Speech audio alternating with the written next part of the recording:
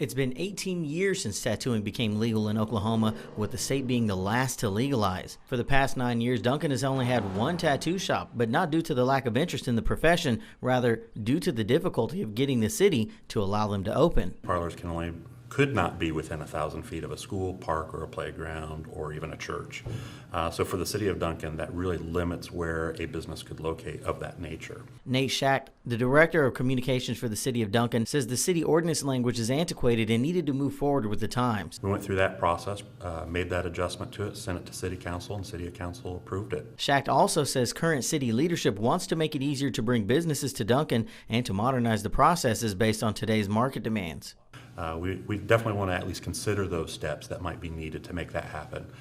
Not always going to be the case, but in this particular situation with the tattoo parlors, we felt that it would be a benefit to the community to allow some additional parlors to potentially locate here. There still are regulations that they have to abide by. Johnny Shahan, owner of Old 81 Tattoo in Duncan, the only tattoo shop in the entire city, says the change should have happened much sooner. He's owned his shop for 9 years, and the process was much more stringent.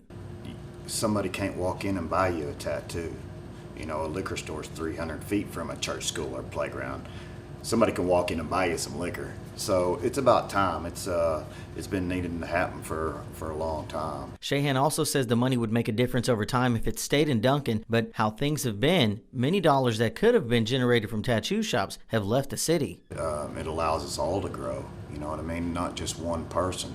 It allows everybody to grow.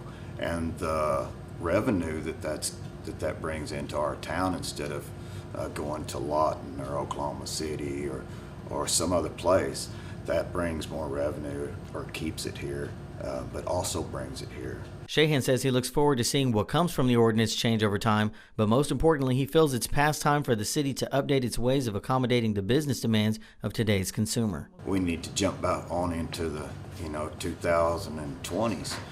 Duncan needs to be the same way. We need some more jobs in here. We need some more people doing things that they love to do. Schacht says since the ordinance vote, the city went from having about 3 locations a tattoo shop or parlor could open to around 29. He also encourages those who are considering opening a shop to make Duncan their shop home. Reporting for 7 News, I'm Jonathan Lewis.